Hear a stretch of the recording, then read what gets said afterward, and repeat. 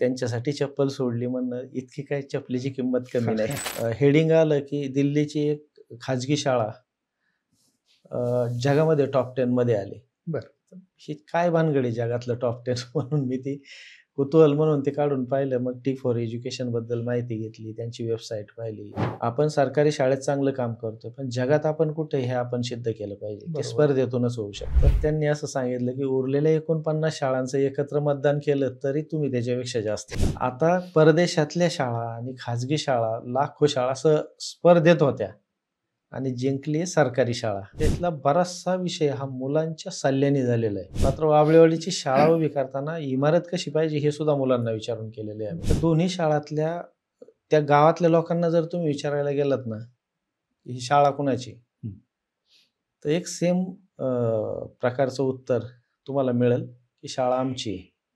क्या बात आहे. तिथला एकही माणूस तुम्हाला म्हणणार नाही की ही शाळा सरकारी आहे म्हणून. शिक्षण हाच बदल होण्याचा सर्वोत्तम मार्ग आहे हे ज्यावेळेस लोकांना कळतं, त्यावेळेस ही माणसं कुठलीही गोष्ट करायला तयार होतात. करणारा जो आहे तोही तेवढ्या विश्वासास पात्र पाहिजेत आणि तेवढ्या तळमळीने त्या पालकांपर्यंत जाणारा पाहिजे. जापनीजमध्ये परीक्षा देऊन पास झालेला सगळ्यात छोटा मुलगा आमच्या शाळेचा आहे. मी दुसरीला असताना शाळा सोडून गुरं वळायला सुरुवात केली होती. बरं. शाळेत जायचं नाही म्हणून. D.Ed झाल्यानंतर ज्यावेळेस पहिल्या दिवशी शाळेत गेलो होतो मी, त्या दिवशी दिवसभर शाळेत थांबल्यावर अंदाज आला होता की आजपर्यंत शिकलो ते काही कामाचं दिसत नाही. मला मुलांच्या बरोबर काम नाही केलं तर इनोव्हेशन सुचत. असं जे काही घडलं ना, 2-3 शाळा शेजारच्या बंद पडल्या खाजगी.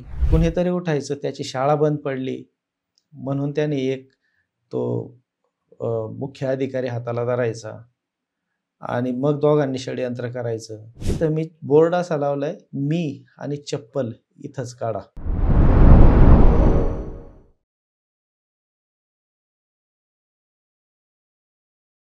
नमस्कार, मी किरण निंबोरे आणि आपण पाहताय वास्तव कट्टा. तर सध्या तुम्ही महाराष्ट्रात आहात, कारण आपण मराठी चॅनल आहे हा आणि मराठी क्राऊड याच्यावरती जास्त आहे आणि विशेषतः स्पर्धा परीक्षेची तयारी करणारा विद्यार्थी या चॅनलवरती जास्त आहे. त्याच्यामुळे महाराष्ट्रातल्या प्रत्येक व्यक्तीला वारे गुरुजी हे नाव माहिती असेल, कारण ते नाव वाऱ्यासारखं जगभर पसरलेलं आहे. आता तसं जर वारे गुरुजींची ओळख करून द्यायची म्हटलं तर मी एवढा मोठा नाही, कारण जगानेच त्यांची ओळख पूर्ण जगाला करून दिलेली आहे. ज्या वारे गुरुजींविषयी बोलतोय त्या वारे गुरुजींनी जालिंदर नगरची शाळा जगाच्या कानाकोपऱ्यात पोहोचवली. सरांचं नाव जगाच्या कानाकोपऱ्यात पोहोचवलं आणि बेस्ट ऑफ द बेस्ट म्हणजे जगातली सर्वोत्कृष्ट शाळा ज्यांनी जगाच्या कानाकोपऱ्यात पोहोचवली आणि भारताचा नावलौकिक वाढवला असे वारे सर आपल्यासोबत आहेत. गुरुजी, आपलं खूप खूप स्वागत. थँक्यू. खरं तर तुमची ओळख करून द्यायला जगाला तुमची ओळख झालेली आता, त्याच्यामुळे जास्त मी काही बोलण्यापेक्षा आज मला तुम्हाला खूप जास्त ऐकायचं आहे.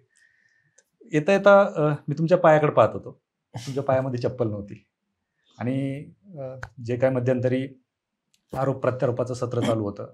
अर्थात ज्यावेळेस एखादी व्यक्ती काहीतरी वेगळं करत असते त्यावेळेस तिथं अडथळा आणण्यासाठी जग उभं असतं आणि त्या अडथळ्यांवरती मात करून तुम्ही ह्या सगळ्या गोष्टी उभा केल्यात. तुमच्या जागेवर जर दुसरं कोणी असतं तर खचून गेलं असतं, परंतु तुम्ही त्या सगळ्यातून बाहेर पडून एक दुसरा आदर्श उभा केला.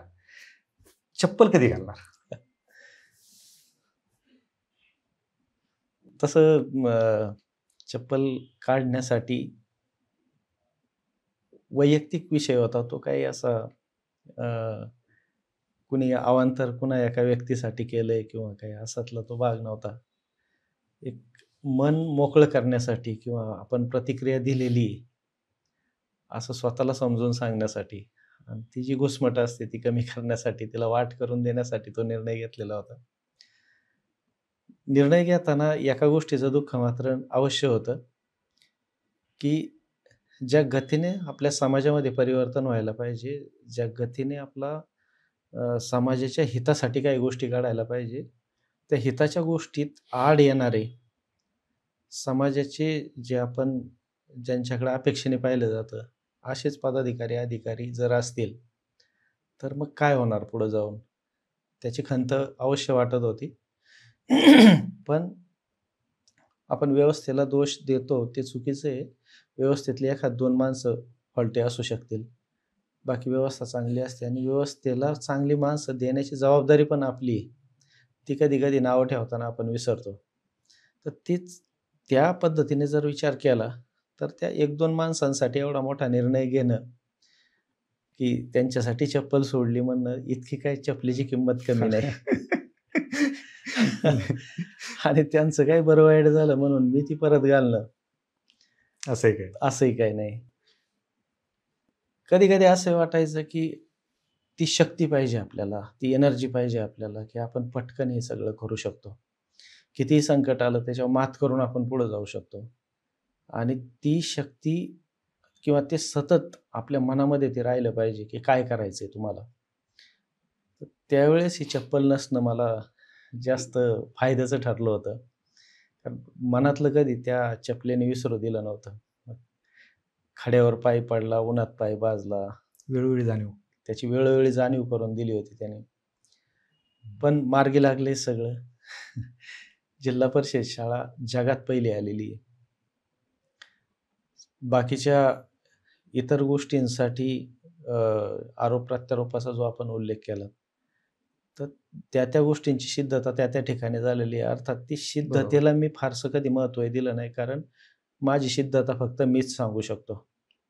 अगदी. ह्या गोष्टीवर माझा ठाम विश्वास आहे. बरं. आणि मला माझी सिद्धता अगोदरच माहीत होती.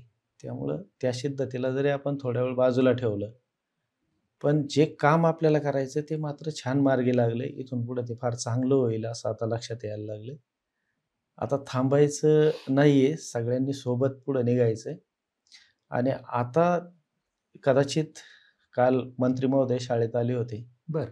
त्यांनी या गोष्टीचा उल्लेख केला तिथं. मला शिकवणाऱ्या गुरुजींना व्यासपीठावर बोलवून घेतलं आणि सांगायला लावलं, की याला आज्ञा द्या चप्पल घालायची म्हणून. बरं. आणि जाहीरपणे मला सांगायला हरकत नाही. ती चप्पल आदरणीय शिक्षण मंत्र्यांनी घेऊन दिलेली आहे मला. बरं. आपल्या सगळे जे आपले हितचिंतक आहेत, त्या सगळ्यांच्या विचाराने त्यावर निर्णय घेऊयात लवकरच. क्या बात है! नक्कीच. कारण आज तुम्ही एवढं मोठं परिवर्तन आणलंय. आज जर आपण पाहिलं तर सरकारी जे शाळा आहेत, आपण ज्याला जिल्हा परिषदेची शाळा म्हणतो, मराठी शाळा म्हणतो. मराठी शाळेकडे जाण्याचा कल हा आता तुम्ही पाहताय, माझ्यापेक्षा जास्त अनुभव तुम्हाला आहे, की मराठी शाळा नको वाटते. इंग्लिश मीडियम शाळेकडे जायचंय. त्या विषयावरती मला तुमच्याकडे यायचंय आणि तुमचं परखड मत, वास्तव कट्ट्यावर बोलतोय, पण वास्तव मत जाणून घ्यायचंय. ज्यावेळेस आपण जिल्हा परिषदेची शाळा पाहतो, वस्ती शाळा पाहतो किंवा एखाद्या गावातली शाळा पाहतो, ती पाहिल्याच्या नंतर वाईट वाटतं. तुम्ही जी शाळा केली वाबळेवाडीतली असेल किंवा जालिंदरनगरची असेल, ह्या शाळांकडे पाहिल्या नंतर परत असं वाटतं की या शाळा नसतील, कारण विश्वासच बसत नाही. कारण त्या शाळा तशा, तुम्ही जर काचेची शाळा, जर ती जिल्हा परिषदेची शाळा आणि काचेची असं जर कुणाला आधी जर सांगितलं असतं तर कुणाचा विश्वास बसला नसता.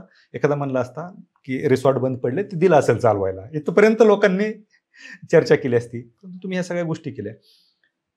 त्या काचेच्या शाळेमध्ये तुम्ही विद्यार्थ्यांना बसवता, वेगवेगळे प्रयोग त्यांना करायला होता. तुमचं बालपण आठवतं? बालपण आठवतं. बालपणातल्या शिक्षणाची स्थिती आठवते. मला एक गोष्ट माझ्यासाठी चांगली होती, की झेंडे गुरुजीसारखा एक समर्पित शिक्षक लवकरच माझ्या आयुष्यामध्ये आला.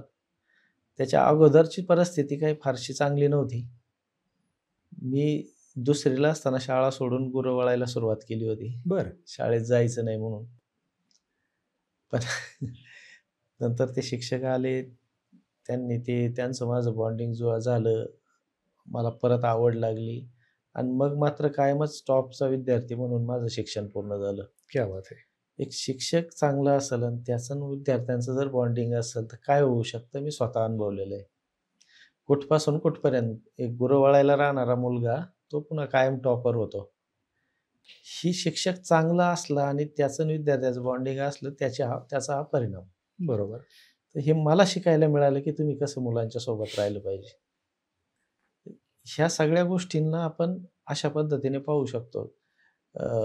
आणि मुळात आपल्याला काय वाटत होतं त्या ठिकाणी, हाच विचार करून आज मुलांना काय वाटत असेल किंवा त्यांच्यासाठी आपण कशाची व्यवस्था केली पाहिजे, ह्या सगळ्या गोष्टी आपण समजून घेण्याचा पातळीवरच्या गोष्टी आहेत ह्या. पुन्हा त्या पुस्तकं वाचून किंवा कुणाचं ऐकून हे शक्य नाही होणार. हे समजून आतून आलं पाहिजे, की हां, ही गोष्ट पाहिजे. बरोबर. तर ते मी माझ्या लहानपणाच्या प्रसंगावरून किंवा अनुभवावरून ह्या सगळ्या गोष्टी आता रिलेट करतोय. आता लक्षात येते की हे का घडते, तर त्या शिक्षकांनी तुम्हाला ज्या पद्धतीने बाहेर काढलं, कदाचित ते तुम्हाला घेऊन गेले नसते तर आज ह्या गोष्टी किंवा आज आपण चर्चेला बसलोच नसतो. नक्कीच. मग तुमचं डीएड वगैरे झालं. पहिलं तुमचं पोस्टिंग कुठं होतं? म्हणजे पहिली शाळा कोणती होती तुमची? डी-एड झाल्यानंतर ज्यावेळेस पहिल्या दिवशी शाळेत गेलो होतो मी, त्या दिवशी दिवसभर शाळेत थांबल्यावर अंदाज आला होता, की आजपर्यंत शिकलो ते काही कामाचं दिसत नाही. आणि पुन्हा नव्याने सुरुवात केली शिकायला मग. बरं. मुलांच्या सोबत, पालकांच्या सोबत. दरम्यानच्या काळामध्ये ती जी शाळा होती, ती शाळा नव्याने सुरू झालेली शाळा. 15-16 मुलं आणि इमारत नाही, एकाच्या घराच्या व्हरांड्यामध्ये ती चालू झाली. बरं. तिथं कोणी पाहुणे आले की आम्ही गोठ्यात, गोठा ओला असला की आम्ही चिंचेच्या झाडाखाली. बरं. पण इतकं चांगलं काम तिथं आम्ही केलं, कारण मी शिकत होतो, मुलंही शिकत होती. तर तिथं जे प्रयोग केले ना, ते प्रयोग आज फार मोठं स्वरूप आलंय त्याला इनोव्हेशनचं स्वरूप आलंय. त्यावेळेस मला माहीत नव्हतं हे प्रयोग आहेत किंवा हे इनोव्हेशन आहे. ज्या पद्धतीने मुलांना शिकवलं, ज्या पद्धती निर्माण केल्या, त्या पद्धती फार महत्त्वाच्या ठरल्या पुढे जाऊन. मागच्या वर्षी जो महाराष्ट्र शासनाने एक ट्रेनिंग मॉड्यूल तयार केलं शिक्षकांसाठी 5 दिवसाचं, आणि ते ट्रेनिंग मॉड्यूलचं प्रशिक्षण शिक्षकांना दिलं. 5 दिवसाचं प्रशिक्षण 4.5 लाख शिक्षकांना दिलं. बरं. ते ट्रेनिंग मॉड्यूलमधले सगळे प्रयोग तिथं सुरू झालेले होते. क्या बात आहे. आणि ते विकसित होत इथपर्यंत आलेत आणि त्याचं आता प्रशिक्षण सगळ्यांना दिलं गेलं, की अशा पद्धतीने आपलं काम झालं पाहिजे. बरं. तर ती जी सुरुवात होती ती अशा पद्धतीची होती. बरं. मात्र पहिल्या दिवसापासून मागचा सगळा इतिहास पुसून नव्याने शिकायला सुरू केलं. त्याचे हे परिणाम आहेत पुढे. नाही, बरोबर. म्हणजे एका शिक्षकाला त्या विद्यार्थ्यांना काय पाहिजे हे त्यांच्याबरोबर शिकूनच जास्त चांगलं कळू शकतं आणि त्याच्यामुळेच कदाचित आजच्या दिवशी मला माझी ही अशीच आहे पद्धत, की मला मुलांच्या बरोबर काम नाही केलं तर इनोव्हेशन सुचत नाही. काम करताना खूप सारं पटापट समजून जातं, की हे सोपं कसं करायचं आणि सहज कसं झालं पाहिजे. मुलांच्या सोबत आपण असलो तरच हे घडू शकतं. बरोबर, बरोबर. तुम्ही ज्यावेळेस वाबळेवाडीत तुमची बदली झाली, काय परिस्थिती होती शाळेची? 2 मोडकळीला आलेल्या खोल्या होत्या, 32 मुलं होती आणि अजून एक शिक्षक होते अगोदरचे. आणि तसं म्हणजे थोडंसं पूर्वीची शाळा मी चांगली केलेली होतीच. निर्णय चुकला काय असं वाटत होतं. कशामुळे? बदली होऊन अच्छा. कारण मला एक संधी होती, जरी माझी बदली प्रशासकीय झाली होती तरी अधिकारी म्हणत होते थांबायचं असेल तर तिथं थांबा, आम्ही व्यवस्था करतो. पण तिथं आलेल्या शिक्षकाला त्याच्यावर अन्याय नको म्हणून मी निघून आलो होतो खरं. म्हणलं आपण त्या आवेशामध्ये आलो खरं, पण निर्णय चुकलाय. पण नंतर असा विचार केला की कुठेही असू द्या, ही जी आपल्यावर विश्वास ठेवून जी मुलं शाळेत आलेली आहेत, इथं काय कोणी हे नसतो, ब्रँड अँबॅसेडर नसतो किंवा चेहरा नसतो कोणी, की त्याला पाहून ती मुलं शाळेत येतील. बरोबर. इथं शिक्षकावर विश्वास ठेवून पोरं शाळेत येतात. आणि एवढी मुलं 32 का असेनात, पण जर विश्वास ठेवून आपल्यावर आलीत तर त्यांची जबाबदारी आपली. त्यांच्या आयुष्यात जे काही बरं वाईट होणार आहे पुढं, ह्याला आपण कारणीभूत आहे. आणि ते त्यांच्या आयुष्यामध्ये चांगल्याच गोष्टी घडण्यासाठी आणि त्यांना चांगलं शिक्षण, दर्जेदार शिक्षण मिळण्यासाठी आता आपली जबाबदारी आहे. जबाबदारी आपली आहे तर आपल्याला ती टाळता येणार नाही. आपण अपयशी आहे असं कोणी म्हणू नये उद्याच्या काळात परत. आणि ती फार काळजी घ्यायची असते प्रत्येकाने, की आपण अपयशी ठरू नये म्हणून.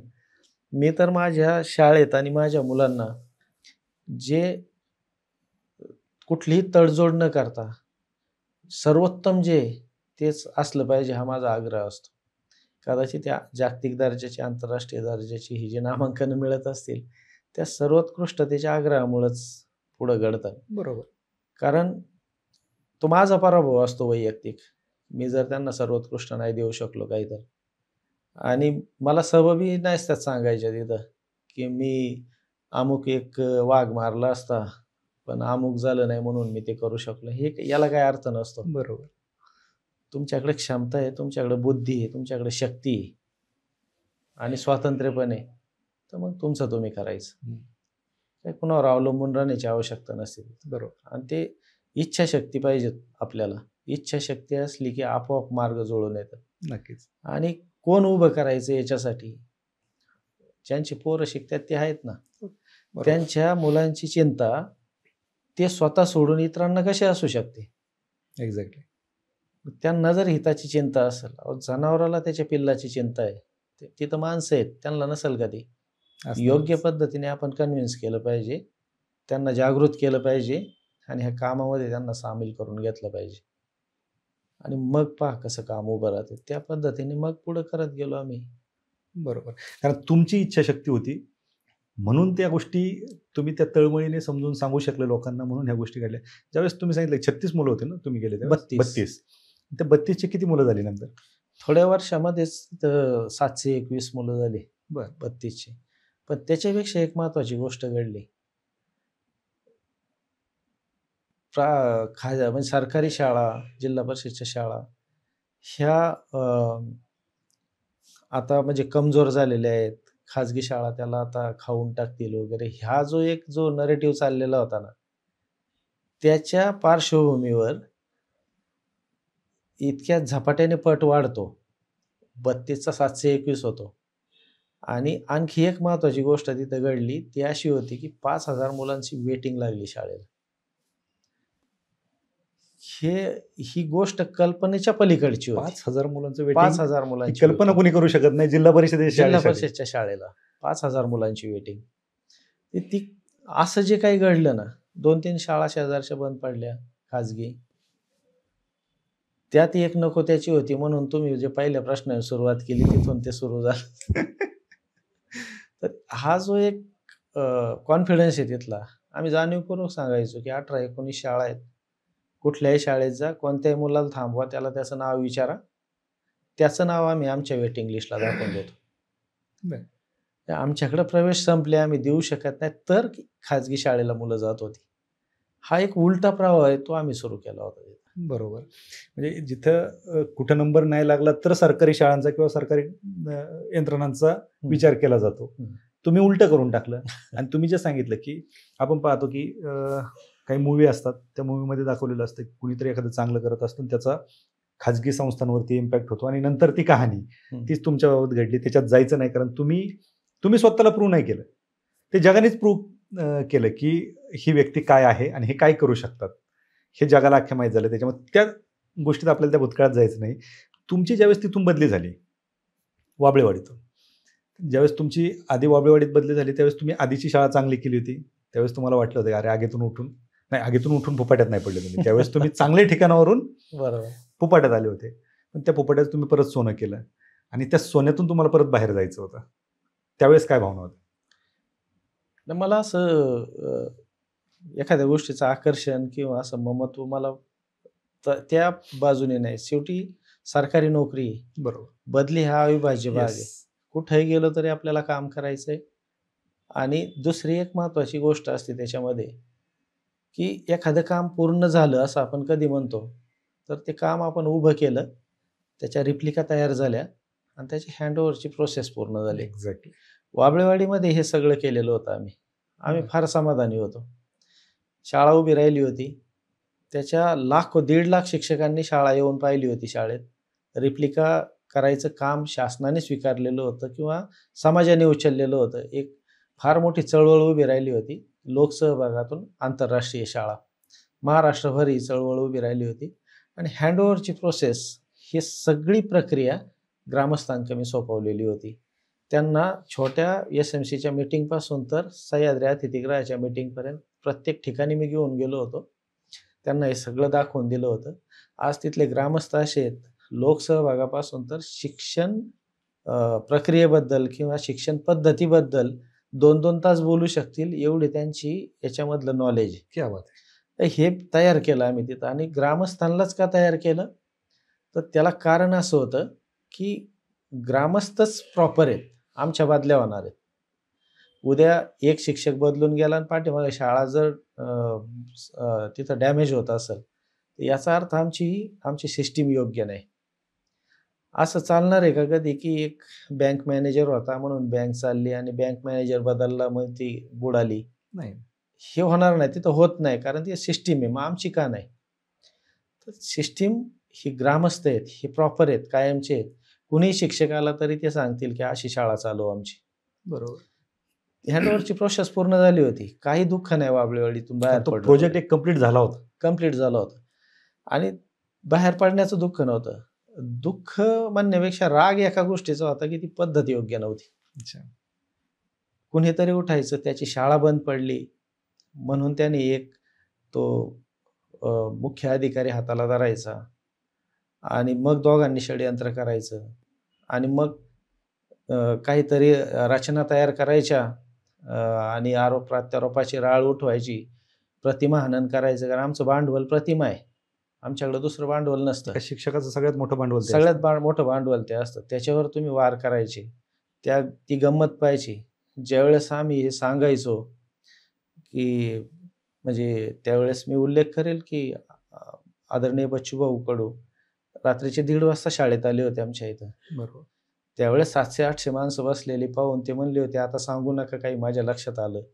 रात्रीच्या 1:30 वाजता थंडीमध्ये जर एवढी माणसं इथं बसून असतील, तर सगळं माझ्या लक्षात आलं." सांगायची मग गरजच त्यांनी काय होती? सुनावणी घेतली होती. त्यात ते मुख्य अधिकारी समोर बसलेले होते आणि आम्ही प्रश्न विचारत होतो, की खोटे आरोप करणारे, त्यांच्या आरोपामुळे आमची चौकशी होती. पण खोटे आरोप करून ह्या सगळ्याला बदनाम करणाऱ्यावर आपण काय कारवाई करणार आहे? तर तो ठीक आहे, मी असंविधानिक शब्द वापरीत असेल तरी तो कदाचित थोड्याशा रागापोटी वापरतोय. तर तो अधिकारी निर्लज्जासारखा हसत होता तिथं. बरं. ते कॅमेऱ्यावर आहे आत्ता, व्हिडिओमध्ये आहे ते. आणि इतकं संवेदनशील असू नये आपण. मी त्यांना असं कधी म्हटलो नाही माझ्या अर्जामध्ये, की माझ्यावर दया करा, कृपा करा, मला सहानुभूती दाखवा. मी त्यांना हे सांगत होतो वारंवार, की वाबळेवाडी एक मॉडेल आहे. त्याला फॉलो करणाऱ्या महाराष्ट्रातल्या हजारो शाळा आहेत आणि लाखो शिक्षक आहेत. त्यांना तुम्हाला काय संदेश द्यायचा आहे याचा नीट विचार करा. कारण मग आमच्यावर काय दया करू नका, आमच्यावर उपकार पण करू नका आणि मला त्याची सवय पण नाही कधी. बरोबर. पण हे न समजणारी जर माणसं व्यवस्थेत असतील ना, तर मग अवघड आहे. मगाशी आपण बोललो, की व्यवस्था ते मनुष्यबळ आपण दिलं पाहिजे. एखादा दुसरा माणूस चुकीचा असू शकतो. आता तो आमच्या वाट्याला आला हे आमचं दुर्दैव. खूप चांगली माणसं पण आहे. सध्याचा काळ जर मी पाहतोय, अधिकारी तिथं जे आहेत त्यांच्याच जागेवर ज्या पद्धतीने आम्हाला सपोर्ट करतायत आणि जालिंदर नगरच्या शाळेच्या रिप्लिका करण्यासाठी त्यांचे जे प्रामाणिक तळमळीचे प्रयत्न जर आम्ही पाहिले, तर मग असं वाटतं, की आता आम्ही चांगल्या लोकांसोबत आहे. तर ह्या पद्धतीची माणसं यांच्यावर थोडासा समाजाने पण अंकुश ठेवला पाहिजे. वाबळेवाडीने तो प्रयत्न केला. डी-ओ-पी-टीमध्ये जाऊन त्यांनी त्यांच्यावर तक्रारी दिलेल्या आहेत आणि त्यांच्या पण चौकशा चालू आहेत. तर ह्या जर अशा पद्धतीने आपण विचार केला तर एक सगळे जे स्टेक होल्डर्स असतात ना, ही एक राजकारण विरहित किंवा याच्या व्यतिरिक्त अशी एक जागा ही ठेवली पाहिजे.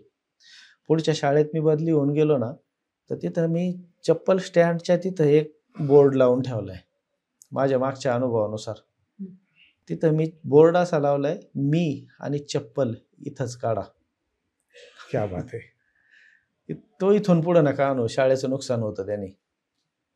तर त्या पद्धतीने वाबळेवाडीची लोक असतील, तिथून पुढे गेल्यानंतर आमची जी तिथली कामाची वाबळेवाडीची लोक तिथं मला मदतीला होती कामाला, सगळी नव्या शाळेमध्ये पण. बरं. तिथं पण आम्ही लोकसहभागातून ती माणसं उभी केली. छोटीशी वाडी, आठमाई शेती, गरीब परिस्थितीतली लोक, आपल्या मुलांना चांगलं शिक्षण मिळायचे ह्या उद्देशाने फार मोठं काम केलं. त्या रात्र काम करतात ती माणसं आजही. वाबळेवाडीची लोक तिथं मदतीला येतात मला. काही आम्हाला त्याच्या दृष्टीने काही शेवटी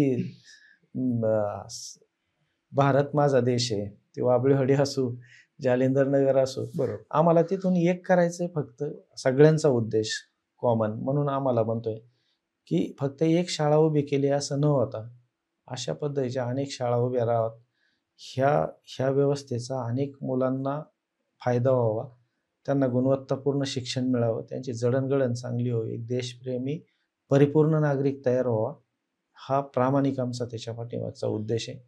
तो तो आता सफल होतोय, तर त्यांनी फरक पडत नाही काय, की आपण कुठं काम करतोय. शेवट आजही जवळपास 3-3.5 वर्ष झाली. वाबळेवाडीची सगळी लोकं आजही मला त्यांच्या कुटुंबातला एक घटक समजतात आणि ती माझ्यासोबत आहेत. आज इथं आलोय तरी तीच बरोबर आहेत. त्यामुळं आम्ही त्याने काहीच फरक पडलेला नाही. फरक ज्यांना पडायचा होता किंवा त्यांच्या नशिबात फरक पडायचा होता, त्यावेळेस त्यांना त्या दुर्बुद्ध्या सुचलेल्या आहेत आणि त्या दुर्बुद्धीमुळे त्यांना फरक पडलाय, आम्हाला पडलेला नाही. बरोबर. नाही, नक्कीच एखादं चांगलं काम करत असेल तर अशा गोष्टी घडतात आणि त्या जाणीवपूर्वक घडवल्या देखील जातात. तुमच्या बाबतीत जे घडलं ते फक्त तुमच्या बाबतीत नाही घडलेलं. ते पूर्ण गावाच्या बाबतीत घडलंय. बरोबर. तुमच्यावर आक्षेप म्हणजे गावावरती आक्षेप. कारण ते गावाने आणि तुम्ही मिळून केलेलं कार्य आहे. हं. आणि त्यावेळी गाव मात्र तुमच्या पाठीशी उभं राहिलं. आज सगळ्या जगाला सगळ्या गोष्टी माहिती झाल्या. आज तुम्ही तुमच्या शाळेचं नाव, तुमचं नाव आणि भारत देशाचं नाव जगाच्या कानाकोपऱ्यात पोहोचवलं. ह्या सगळ्या गोष्टी झाल्या. परंतु तुम्ही म्हणताय वाबळेवाडीची जी शाळा झाली, कदाचित काही लोक असे म्हणले असतील की हे योगायोगाने घडून गेलं. हं. तुम्ही परत जालिंदरनगरमध्ये गेला आणि ती शाळा परत त्या लेवलला नेऊन सोडली. म्हणजे एक आदर्श मॉडेल तुम्ही तयार केलंय. हे महाराष्ट्रभर किंवा भारतभर वापरायला हरकत नाही आणि हे होऊ शकतं आणि हे करू शकतात. बरोबर. हे देखील तुम्ही दाखवून दिलंय. तर शेवटी तो प्रश्न आहे मानसिकतेचा. सध्याची आज तुम्हाला एक शाळा उभा करताना या अडचणींना सामोरं जावं लागलं. आज आम्ही न्यूज पाहतो किंवा जगाने शाळेला घोषित केलं की ही जगातली बेस्ट शाळा. तुम्हाला डोक्यावर घेतलं गेलं. जगाने भारताला डोक्यावर घेतलं. खरंच एवढं सोपं होतंय? तसं पाहिलं तर सोपं होतं. आणि आत्ताचा विचाराने जर पाहिलं तात्कालिक परिस्थितीनुसार तर फार अवघड होतं. पण सोप्या कोणत्या अर्थाने होतं, की मुळात आपल्या देशाची जी शिक्षण व्यवस्था आहे, मूळ जे आपल्या सगळ्यांच्या DNA-मध्ये आहे, त्या पद्धतीने काम करत गेलं तर हे सोपं होतं. बरोबर. सरकारी शाळांमध्ये ती क्षमता आहे. त्या क्षमतेचा विचार करून त्याच्यावर काम करत गेलो तर हे सोपं होतं. आपली दिशाभूल झालेली आहे सध्याच्या काळात. कोणीतरी नावं ठेवायची. मग आपण पण काहीतरी कॉपी पेस्ट करायला बघायचं. राईट. इकडनं तिकडनं आणून काहीतरी वरून काय म्हणतो आपण त्याला, ते बेगड लावायचे. ते आतून नसतं, ते परिपूर्ण नसतं. त्यामुळं जो प्रॉब्लेम होतोय ना, तो फार भयंकर असतो. आपण आपली ओळख पण विसरतो आणि नवीनही काही साधत नाही. तर ते मूळ जी आपली ओळख आहे आणि आत्ता जगाची जी गरज आहे, ह्या 2 गोष्टींची जर सांगड घातली तर हा जगात सर्वोत्तम होणं फार सोपं आहे. बरोबर. हे सर्वोत्तम होऊन सांगतोय. कारण असंही जग काही छोटं नाही. 200 पेक्षा जास्त देश आहेत. कोट्यावधी शाळा असतील आणि त्याच्यामध्ये एकमेव उरायचं शेवट. तर त्याच्यासाठी फार संघर्ष होता किंवा स्पर्धा होती ती. पण ज्या पद्धतीने आपलं मूळ, आपली ओळख, इनोव्हेशन, गरज, त्या सगळ्याची सांगड याचा जसं मेळ घालत आपण गेलो, ती करण्याची पद्धत, ही इनोव्हेटिव्ह आहे का? ही रिप्लिकेबल आहे का? याच्यामध्ये शिक्षणासोबत जडणघडण होती का? या सगळ्या गोष्टींचा जर तो एक लेखाजोखा मांडला, तर इतरांपेक्षा आपण फार उजवे ठरत गेलो तिथं. आणि ते उजवं ठरणं शेवट आपल्याला स्पर्धेच्या अंतिम विजेतेपदापर्यंत घेऊन गेलं. बरोबर. नक्कीच. पण ह्या सगळ्या गोष्टी होत असताना याची सुरुवात कुठून झाली होती? स्पर्धेची सुरुवात फार गमतीशीर होती.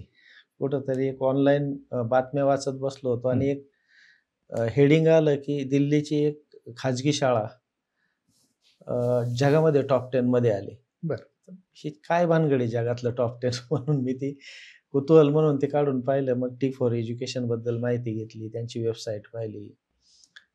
ती कोणती स्पर्धा असते, जगातली एकमेव स्पर्धा आहे इतक्या मोठ्या प्रमाणावर घेतली जाणारी की जी शाळांना रँकिंग देते. बरं. मग त्यामध्ये वर्ल्ड्स बेस्ट स्कूल नावाची जी स्पर्धा आहे, ती स्पर्धा काय आहे, तिचे निकष काय आहेत? ज्या शाळा टॉप 10 मध्ये आल्यात, मी जाणीवपूर्वक डाउनलोड करून घेतल्या त्या शाळांची माहिती आणि ती पाहिली. पाहिल्यानंतर माझी एक गोष्ट लक्षात आली की ह्याच्यापेक्षा आपण फार उजवं काम करतोय. आपण ह्या स्पर्धेमध्ये जायला पाहिजे 2 गोष्टींसाठी. आपण सरकारी शाळेत चांगलं काम करतोय, पण जगात आपण कुठे हे आपण सिद्ध केलं पाहिजे. ते बरोबर. स्पर्धेतूनच होऊ शकतं. तर मग त्या स्पर्धेमध्ये सहभाग घ्यायचा निश्चित केलं. एक गोष्ट लक्षात आली, की आजपर्यंत याची पूर्ण ह्या स्पर्धेची काय म्हणतो आपण त्याला, खाजगी शाळाच त्याच्यामध्ये सहभागी असायच्या. त्या खाजगी शाळांचीच जशी काही ती स्पर्धा स्पर्धा. होती. बरं. सरकारी शाळा एकही सहभागी झालेली नव्हती आपल्या इथली आजपर्यंत. मग पहिल्यांदा सरकारी शाळा सहभागी होणार होती. तर ते एक प्रकारचं थोडं दडपण होतं. पण आम्ही असा विचार केला, की आपण कुठपर्यंत जातो हे पाहू. का बाहेर पडलो त्याचा विचार करू. अजून पुढे जाण्यासाठी काय करणं आवश्यक आहे ते पाहून घेऊ. कम्युनिटी तयार होईल, शेअरिंग होईल, तर त्या गोष्टी, चांगल्या गोष्टी आपल्याकडे कशा मॉडिफाय करून इम्प्लिमेंट करता येतील ते पाहू. असं जे काही घडेल ते चांगलंच घडेल असं मनात ठेवून आम्ही त्याच्यामध्ये सहभागी झालो. प्रत्येक टप्प्यावर आमचा विचार असायचा, की बाहेर कधी पडतोय. बरं. पण आम्ही पुढेच जात राहिलो. शेवट मुलाखतीला गेलो. अर्जेंटिनामधून मुलाखत झाली. अपेक्षेप्रमाणे नंतर मुलाखत झाल्यावर मग आम्हाला अंदाज आला होता, की फार सुंदर झालंय सगळं आणि आपण आता पुढे जातोय नक्कीच. बरं. मग टॉप 10 मध्ये सिलेक्ट झालो आणि मग मतदानाची प्रक्रिया होती. त्याच्यानंतर शाळेचं हे सगळं मी अगोदर सांगितलेल्या गोष्टी आणि मतदान प्रक्रिया. तर कधी-कधी मग लोकसंख्या जास्त असणं हा सुद्धा ताकद कशी बनते त्याचा त्याचा प्रत्यय तिथं आला. बरोबर. आणि 50 शाळांमध्ये जे मतदान झालं, तर त्यांनी असं सांगितलं, की उरलेल्या 49 शाळांचं एकत्र मतदान केलं तरी तुम्ही त्याच्यापेक्षा जास्त आहे. हा लोकसंख्येचा फायदा. आणि मग अशा पद्धतीने best of the best school, जगात 1 नंबरची शाळा म्हणून सरकारी जिल्हा परिषदेच्या शाळेचा ती निवड आहे. ती निवड ती एक रोमांचकारी घटना आहे, की ज्या दुय्यम दृष्टीने आपल्याला इथं पाहिलं जातं, त्याला हे उत्तर आहे. बरोबर. बॅकफूटवर गेलेले जे स्टेक होल्डर्स आहेत, त्यांना कॉन्फिडन्स देण्यासाठी ही सर्वोत्तम घटना आहे. अगदी. म्हणजे आज सरकारी शाळा असूनही एवढ्या लेवलला जाऊ शकते. हो. तर बाकी आणि एक गोष्ट आता सिद्ध होईल, की हे सुरुवातीला जे बोललं जायचं, की खाजगी शाळा चांगल्या, आधी परदेशातल्या शाळा चांगल्या, बरोबर. मग खाजगी शाळा चांगल्या आणि शेवट सरकारी शाळा. तर आता परदेशातल्या शाळा आणि खाजगी शाळा, लाखो शाळा स्पर्धेत होत्या आणि जिंकली सरकारी शाळा. बरोबर. तर मग जर सरकारी शाळा जिंकली तर आता खाजगी शाळा कुठे आहेत? हा Exactly. परखड प्रश्न आहे हा. बरोबर. आणि सर्वोत्तम सरकारी शाळा हे आता मान्य करा सगळ्यांनी. बरोबर. आणि करावं लागेल. करावं लागेल आता. कारण हे फक्त बोलणं नाही, हे सिद्ध करून दाखवलंय. सिद्ध करून आणि एक नाही, 2 शाळा. 2 शाळा. बरोबर. पण मग ह्या स्पर्धेमध्ये तुम्ही ह्या सगळ्या शाळा उभा केल्याच्या नंतर सहभागी झालात. त्यानंतर तुम्हाला हे हो. कळलं. हो. पण हे अशा पद्धतीने शाळा आपण उभी करू शकतो. एक बांधलेल्या साच्यातून बाहेर जाऊन आपण वेगळं काहीतरी देऊ शकतो. हे कसं सुचलं? शिक्षक म्हणून एक गोष्ट फार चांगली आहे मला तिथं शाळेमध्ये. मी सांगतो, की कुणी म्हणाल कोणत्या गोष्टीला महत्त्व आहे, कुणी म्हणाल कोणती गोष्ट सुंदर आहे. कुणी सांगतील पगार चांगले आहेत, कुणी म्हणाल की घराजवळ सेवा मिळते करायला. अनेक बाजू आहेत ना त्याच्यामध्ये. बरोबर. मी सांगतो तिथे एक गोष्ट चांगली आहे. सगळ्यात सुंदर गोष्ट आहे ती आमच्यासाठी. कोणती? स्वातंत्र्य. क्या बात आहे. इतकं स्वातंत्र्य कुठंच मिळत नाही. रोज तुमच्या वर्गात कुणी बसलेलं नाही, तुम्ही काय शिकवताय, कसं शिकवताय किंवा शाळेत कुणी आलेलं नाही. त्या स्वातंत्र्याचाच हा फायदा आहे, की तुम्हाला पाहिजे ते काम करू शकता तुम्ही. स्वतःच्या मनाने करू शकता. आणि समोर जी मुलं बसले त्यांच्या हितासाठी करू शकता. त्यांच्या हितासाठी कुठलंही काम करायला तुम्हाला अडवायला कोण नाही तिथं. आणि तोच एक, त्या मुलांच्या जागेवर बसायचं, त्यांच्या हिताचा विचार करायचा, त्या हिताचा विचार करून निर्णय घ्यायचे. मी त्याच्या जागेवर असतो तर मला काय वाटलं असतं, त्याचा विचार करून निर्णय घ्यायचे. त्यांच्या जडणघडणीसाठी गोष्ट कोणत्या पद्धतीने झाली पाहिजे, कशी केली पाहिजे ह्याचा विचार करून काही प्रयोग करायचे. प्रयोगाचं चांगलं असतं ना, की सक्सेस झालं तरी चांगलं, फेल्युअर आलं तरी चांगलं. बरोबर. तर त्या सगळ्या गोष्टी करून पाहिजे. त्याच्यावर काही निष्कर्ष येतील त्याच्यावर लक्ष द्यायचं आणि पुढं जाऊन मग निष्कर्ष पॉझिटिव्ह आले तरी, निगेटिव्ह आले तरी सर्वांशी शेअरिंग करायचं.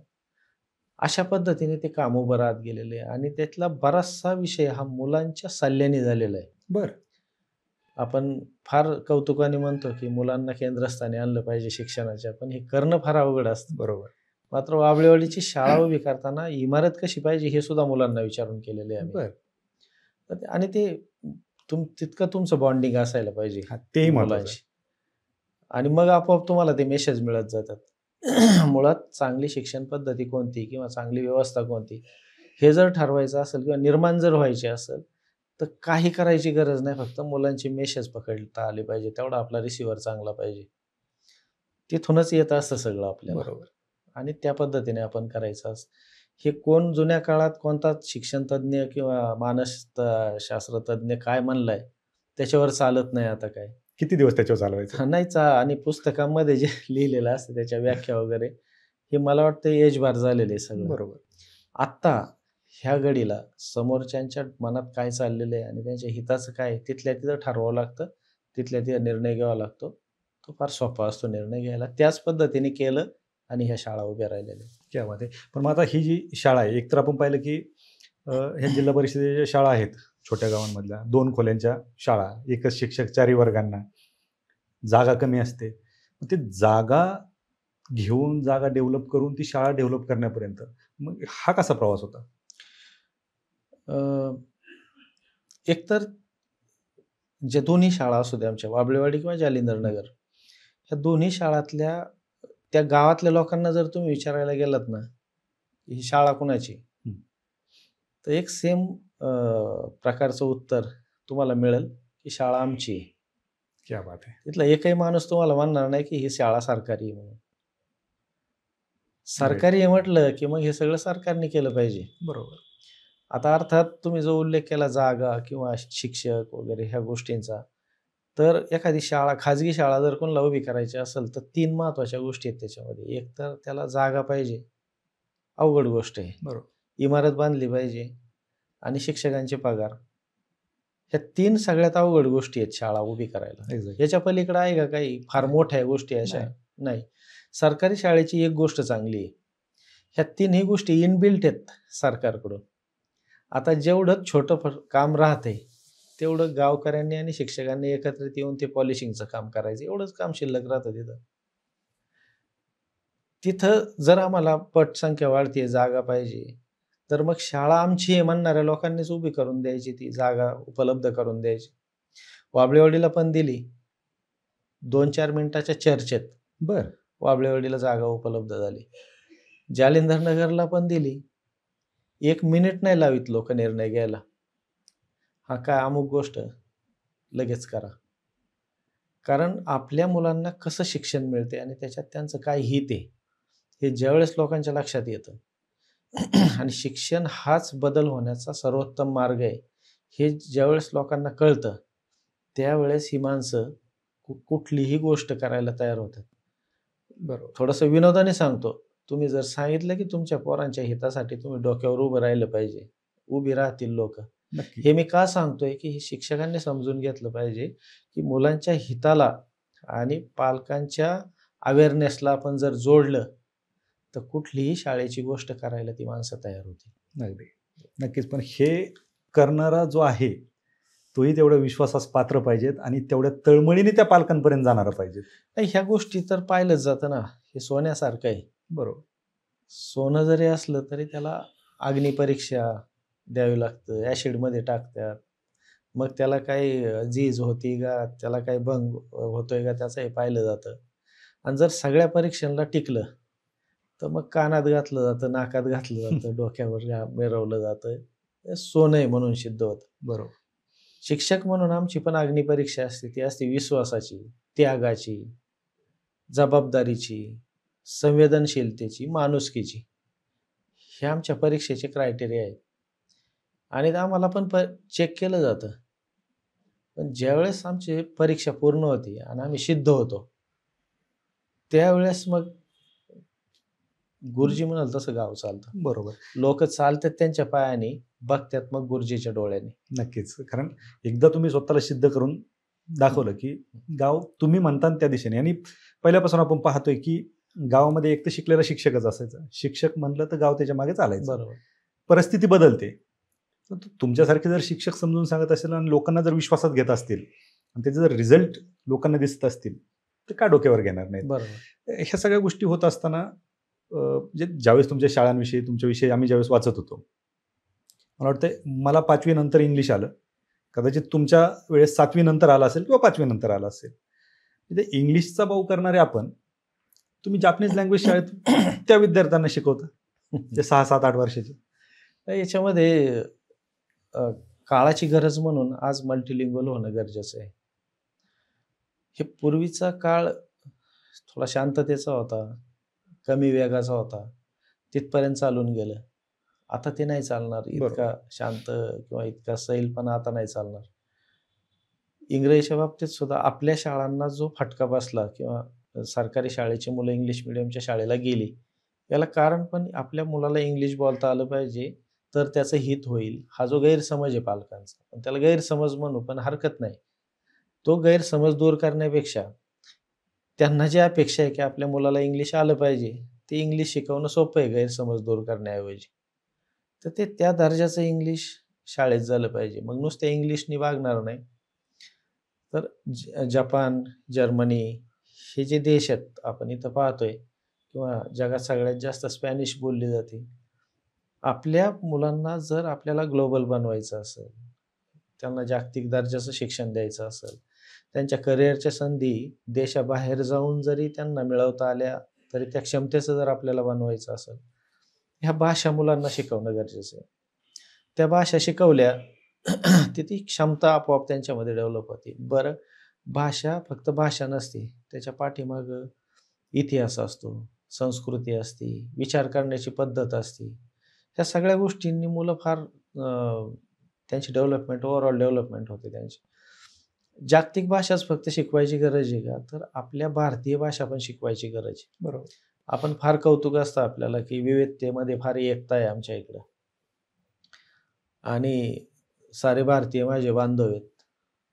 आता एका बांधवाला महाराष्ट्रातल्या जर बंगालच्या बांधवाचं काही समजत नसेल, तामिळनाडूचं काही कळत नसेल, इकडं राजस्थानचं काही समजत नसेल, किती दिवस ही बांधव बरोबर. असण्याची प्रक्रिया व्यवस्थित राहील?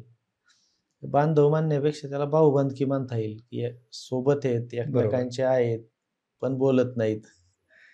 हे एकमेकांशी न बोलणं आणि संवादातून व्यक्त न होणं पुढच्या काळात फार घातक होईल आपल्यासाठी. बरोबर. नक्की. तर त्या एकमेकांच्या भाषा किमान बोलण्याच्या पातळीवर आपल्याला आल्या पाहिजेत. 50-100 वाक्य बोलणं फार अवघड नाही ना, की ओळख करून घेणं, पत्ता विचारणं, खाण्यापिण्याच्या गोष्टींच्या संदर्भात बोलणं, पर्यटन स्थळाविषयी माहिती घेणं, एकमेकांची एक जुजबी माहिती एकमेकांना देणं. 50-100 वाक्य कुठल्याही भाषेतले सहज तयार होऊ शकतात. गरजेपुरते तरी. गरजेपुरतं. आणि त्या भाषेमध्ये जर आपण तिथं जाऊन बोललो, तर त्या एक आपसूक आपुलकी तयार होते, की कुणी आपल्या इकडं आलं, भाषण करतंय आणि त्याने जर मराठीतून सुरुवात केली, तर पूर्ण भाषणाचा पगडा आपल्यावर तयार होतो. तसं आपण 4 वाक्य त्यांच्याशी बोललं, तर ती एक ममत्व तयार होतं. तर अशा पद्धतीने आपल्या भारतीय भाषा पण असल्या पाहिजेत. एकमेकांना बोलता आलं पाहिजे एकमेकांशी आपल्याला. भाषा पासवर्ड आहे समाज जीवनाचा. बरोबर. तो जर नसेल, तर मग गडबड होईल. मिस होईल सगळंच. तर ह्या पद्धतीने आपण ह्या भाषा शिक्षणाचा विचार करतोय. एकतर करिअरचा उद्देश त्यात आहेच, पण सामाजिक एकता किंवा राष्ट्र म्हणून आपली जी ताकद आहे, हे अधिक बळकट आपल्याला जर करायची असेल, तर ह्या सगळ्या भाषा आणि काय फारसं काम नसतं त्याला. सहज होत जातं सगळं. मुळात आम्ही 3 महिन्यात आमचा अभ्यासक्रम पूर्ण करतो आणि मग 9 महिने राहिलेले हे सगळे आमचे वेगवेगळ्या गोष्टी आमच्या चालू असतात. एन्जॉय करतात सगळे मुलं त्यासाठी. बरं. जापनीजमध्ये परीक्षा देऊन पास झालेला सगळ्यात छोटा मुलगा आमच्या शाळेचा आहे, क्या बात है! भारतातला. बरं. ह्या गोष्टी सहज शक्य आहेत. म्हणजे शिकतात मुलं जापनीज? अगदी आता भारतातला पहिला विद्यार्थी तुमच्या शाळेत आहे म्हणलं तो. जे-एल-पी-टी म्हणून जी संस्था आहे, हं. ती जे-एल-पी-टी याच्या परीक्षा घेत असते. प्रॉपर परीक्षा देऊन त्यांचे पासिंगचे सर्टिफिकेट्स वगैरे या सगळ्या गोष्टी एक-एक N5 पासून N1 पर्यंत त्या परीक्षा जातात. किमान N4, N3 पर्यंत तरी गेलं पाहिजे. ह्या उद्देशाने आमचं काम चालू आहे. N5 पास आउट झालेत, आमची N4ची तयारी करतात. काही मुलं N4 झालेली आहेत. क्या बात है! हे शिकवतं कोण? तो एक महत्त्वाचा प्रश्न असतो नेहमी, की शिकवायला कोणी शिक्षक पाहिजे का? तर अजिबात आवश्यकता नसते. बरं. मुलांच्या बरोबर आपण शिकत राहिलं पाहिजे. आम्ही शिकत राहिलो, आम्ही बेसिक शिकलो. आता आम्ही बेसिक शिकवतो आणि त्यांना Duolingoला ॲपला जोडून देतो. अच्छा. तर त्या ॲपमध्ये ते स्वतः तयारी करत राहतात आणि त्यांचा प्रवास पुढे जातो. 16 पी-डी-एफ आम्ही डेव्हलप केलेले आहेत जॅपनीजचे. त्या पी-डी-एफचा अभ्यास करून घ्यायचा, तयारी घ्यायची आणि त्यानंतर हिरागानाचं स्क्रिप्ट असतं मुळाक्षरं तिथली. ते दिलं की एका दिवसात लिहायला वाचायला चालू करतात. क्या बात है! इतकं सोपं आहे ते सगळं. हे सोपं नाही, हे तुम्ही सोपं करून देताय. हां, ते म्हणून ते सोपं वाटतंय. हो, करायलाच लागतं ना आपल्याला. मुलांसोबत शिकवताना त्याची खास एक वेगळी पद्धत. बरोबर. कदाचित जॅपनीज प्रॉपर शिकवताना तिथं असे नसतील शिकवत. पण आपली मुलं कशी व्यवस्थित शिकतील, लवकर शिकतील, तर ते आम्ही तयार केलेल्या पद्धती आहेत. बरोबर. नाही, गुरुजी ॲक्च्युअली संपूर्ण महाराष्ट्रामध्ये ह्या घटना आहेत. खाजगी शाळा आहेत आणि खाजगी शाळांकडे लोकांचा जास्त कल वाढलाय. का तर मराठी शाळांचा पट कमी होत चाललाय आणि एक दोन्ही गोष्टी जर आपण पाहिलं, तर मराठी शाळेत शिक्षण चांगलं भेटत नाही, खाजगी शाळेत चांगलं शिक्षण मिळतं. असा एक ग्रामीण भागात समज झालाय. तर तुम्हीच सांगा, काय संदेश त्या शिक्षकांना? एक तुम्ही जे म्हटलात, की असा एक समज तयार झालाय, तर मी फक्त त्याच्यात दुरुस्ती अशी करेल, की असा एक गैरसमज तयार झालाय. बरोबर. तो गैरसमज आहे. प्रत्यक्षात घर का ना गाठ का अशी अवस्था होती. लवकरच सगळ्यांच्या लक्षात येतं. परिस्थिती मग हाताबाहेर गेलेली असते आणि त्या मुलांचं फार मोठं नुकसान झालेलं असतं. मातृभाषेतून मुलांनी शिकलं पाहिजे. परिपूर्ण त्याच्या कन्सेप्ट क्लिअर झाल्या पाहिजेत. हे सरकारी शाळेतच होऊ शकतं. फक्त जे गैरसमज किंवा जे चुकीचे गैरसमज आहेत, ह्या भूमिकेतून शिक्षकांनी फक्त बॅकफूटवर जाऊ नये. आपली क्षमता त्यांनी विसरू नये. आपल्या शाळेची क्षमता त्यांनी विसरू नये. ताकदीने काम केलं पाहिजे. कोण आपल्याकडे लक्ष देतोय का देत नाही, आपली कोणी दखल घेतोय की घेत नाही, या सगळ्या गोष्टींना बाजूला ठेवून हे गाव आणि त्या गावातल्या पोरांना आपण जबाबदार आहे, अशा पद्धतीने विचार करून जर प्रत्येक शिक्षकाने काम केलं, त्याच्या कामाच्या पाठबळासाठी त्यांनी त्यांचीच माणसं उभी केली गावातली, किंबहुना त्या मुलांचे पालक किंवा आई-बाप ह्यांना जर उभं केलं, तर मला असं वाटतं की पहिल्या टप्प्यावर त्याला कुणाचीच गरज नाही. तो त्या मुलांच्या हितासाठीच आवश्यक असणारं शैक्षणिक साम्राज्य तो त्याच्या गावात उभं करू शकतो. ते सरकारी शाळेइतकं कुठंच सोपं नाही उभं करायला. बरोबर. त्या पालकांच्या सगळ्या अपेक्षा पूर्ण करणारी शाळा त्याने उभी केली पाहिजे आणि त्या पालकांनी त्याला सहकार्य केलं पाहिजे. कुठलंही प्रकारचं राजकारणाचं कीड त्याला लागू न देता एक्झॅक्टली. त्या पालकांनी बाकी सगळ्या गोष्टी बाहेर ठेवायच्या शाळेतून. आणि कारण आपण आपल्या पायावर दोंडा पाडून घेतो. छोट्या-छोट्या स्वार्थापायी माणसं अक्षरशः काही उद्ध्वस्त झालं तर मागं-पुढं पाहत नाही, असंही कधी-कधी होतं. पण शाळा त्याला अपवाद असल्या पाहिजेत. स्वतःला सांगायचं, की कुठंही काहीही कर, फक्त शाळेला जप. ह्या गोष्टी प्रत्येकाने जपल्या पाहिजेत आणि त्या पद्धतीने जर शाळेत प्रत्येक काम सुरू झालं, मला वाटत नाही, की सरकारी शाळांच्या पुढे फार मोठी समस्या आहे. मी तिला मोठी समस्या मानितच नाही. बरोबर. कारण त्या समस्यांची पूर्ण टिंगल उडवलेली आहे आम्ही आणि सगळ्यांच्या समोर आहे त्या गोष्टी. बरोबर. दुर्दैवाने तुम्ही ज्या गोष्टी बोललात, की शाळेमध्ये पण राजकारण ते घडतंय. हे आपलं दुर्दैव आहे. हं. याला कुठेतरी तुमचा हा जो मेसेज आहे, हा खरंच एक लोकांच्या डोक्यामध्ये प्रकाश टाकण्यासाठी महत्त्वाचा ठरू शकतो. आपण पाहतो की ग्रामीण भागामध्ये, शहरी भागामध्ये तर त्या सरकारी शाळा, खाजगी शाळा आहेत, इंग्लिश मीडियम शाळा आहेत, याचं पेव आहेत. परंतु ग्रामीण भागामध्ये सुद्धा त्या पिवळ्या कलरच्या बस फिरताना दिसतात. हं. पण शेजारचा जो मुलगा इंग्लिश मीडियमला चाललाय, तो 1,00,000 रुपये फी भरून इंग्लिश मीडियमला गेला. म्हणून माझ्याही मुलांनी गेलं पाहिजेत. का तर शेजारचा गेलाय. कमीपणा वाटतो म्हणून पण पालक त्या शाळांमध्ये विद्यार्थ्यांना घालतायत. याच्यावर तुमचं काय मत आहे? नाही काय होतं, आता समजा मी तर असं समजत नाही, की सरकारी शाळेमध्ये काही नुकसान होतंय मुलांचं. पण असं कुणाला वाटत असेल आणि ते अगदी रास्त आहे अशी त्याची भूमिका असेल, तर मी एक गोष्ट सांगतो, की सरकारी शाळेत नुकसान होते असं तुझं असं म्हणणं आहे, सरकारी शाळेत नुकसान होतंय. तर मी असं म्हणतो, की सरकारी शाळेत फुकट नुकसान होतंय. तिकडं तू 1,00,000 रुपये घालून नुकसान करून होतं. घेतो. बरोबर. पण सरकारी शाळेत नुकसान होत नाही, ही माझी ठाम भूमिका आहे. सरकारी शाळा हीच खरी शिकायची जागा आहे. प्रत्येकाची. उलट खाजगी शाळा आणि त्याची जी संस्कृती ही देशाला दुभंगण्याची प्रक्रिया आहे. त्यांना असं वाटतं की हे सरकारी शाळेवाले आणि आम्ही खाजगी शाळेवाले, आम्ही काहीतरी वेगळे आहेत. आज सरकारी शाळेमध्ये शिकणारी माणसंच देश आणि राज्य चालवत आहेत आपले. एक्झॅक्टली. उद्याच्या काळात जर खाजगी शाळेत शिकणारी पोरं जर ह्या पदांच्यावर आली तर फार विपरीत परिस्थिती होईल. मी काय म्हणतोय लक्षात ठेवा. बरोबर. त्यामुळे हे वेळीच सगळा प्रकार याच्यामध्ये आणला पाहिजे. आम्ही वेगळे आहेत, आम्ही खाजगी आहेत म्हणून जे समाजामध्ये हे स्प्लिट करण्याचा हा जो उपक्रम चालू आहे याला थांबवलं पाहिजे. याच्यावर विचार केला पाहिजे की मानसशास्त्र पातळीवर, मानसिक पातळीवर याचं काय चालू आहे मुलांच्या मनामध्ये आणि त्याच्यावर आपण कसं त्याला छेद देऊ शकतो किंवा ते कसं थांबवू शकतो हे आपल्याला पाहिलं पाहिजे. आणि ह्याच्यासाठी मी आव्हान खरं तर सरकारी शाळेतल्या शिक्षकांना करेल की ह्या सगळ्याबरोबर फाईट करणं फार सोपं आहे. ठरवलं ना, 1च वर्षात आपल्या शाळा भरून वाहतील. 1च वर्षात.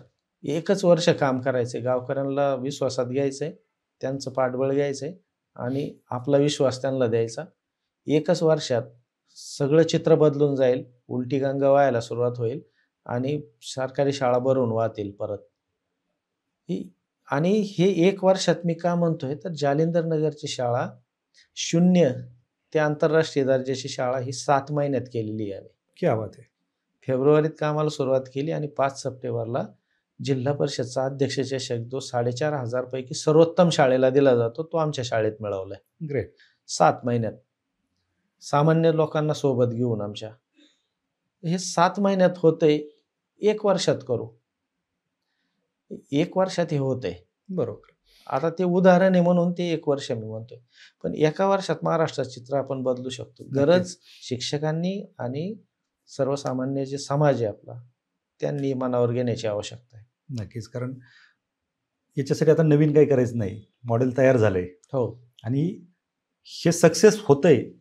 हे प्रूव्हन मॉडेल आहे. येस, प्रूव्हन मॉडेल असल्यामुळे करायचं काहीच नाही, फॉलो करायचंय. हो. आणि तुम्ही जे सांगितलं की हे जे देश चालवत आहेत किंवा राज्य चालवत आहेत हे सरकारी शाळेतूनच पुढे गेलेले आहेत. ज्यांच्या खाजगी शाळा आहेत ते सुद्धा सरकारी शाळेतच शिकलेले आहेत. हो. आज जे अधिकारी आहेत, जे बाजूने आहेत, जे विरोधात आहेत, ते देखील सरकारी शाळेतच शिकलेले आहेत. त्याच्यामुळं तुम्ही जो सल्ला दिला तो पालकांनी आणि शिक्षकांनी, कारण दोन्ही बाजू आहेत. तुम्ही आज त्या लेवलला शाळा नेली म्हणून आज आपण या गोष्टी बोलतोय. पण जर कदाचित तुमच्या जागेवर दुसरं कोणी असतं आणि त्यांचं शाळेकडे लक्ष नसतं तर कदाचित पालक हे खाजगी शाळेकडेच तो झगमगाट पाहून बरोबर तिथं जातील. तिथं गेल्याच्या नंतर काय हे माहीत नाही आम्हाला. तर झगमगाट हा लोकांना तिकडे नेण्यासाठी भाग पाडतोय. त्याच्यामुळे तुम्ही जो आदर्श घडवून आणलाय, तुम्ही जी शाळा तयार केली आणि आज तुम्ही समाजाच्या डोक्यामध्ये जो प्रकाश टाकलाय याच्यातून नक्कीच भविष्याची एक क्रांती घडेल आणि तुमच्या प्रवासाचं जे काय पान असेल ते एका वेगळ्याच शाईनी लिहिलं जाईल याचा आम्हाला विश्वास आहे. कारण आज तुम्ही एका जिल्हा परिषद शाळेला जगाच्या कानाकोपऱ्यात घेऊन जाताय. तुमच्याकडून अपेक्षा अजून वाढलेल्या आहेत. नक्कीच तुमचा आदर्श म्हणून हे एक मॉडेल म्हणून महाराष्ट्र, कमीत कमी महाराष्ट्र तरी आपण विचार करूयात. महाराष्ट्र पुढे जाईल आणि त्या शिक्षण पद्धतीत कुठेतरी बदल होईल अशी अपेक्षा आहे. आणि तुम्हाला खूप खूप शुभेच्छा. थँक्यू. आणि विनंती आहे की आपण चप्पल लवकरात लवकर घालावी. कारण आम्ही नवरात्रात फक्त 9 दिवस चप्पल पाळतो तर 10व्या दिवशी असं होतं कधी 10 दिवस ते पूर्ण होतील. तुम्ही मला वाटतं वर्ष होऊन गेलं.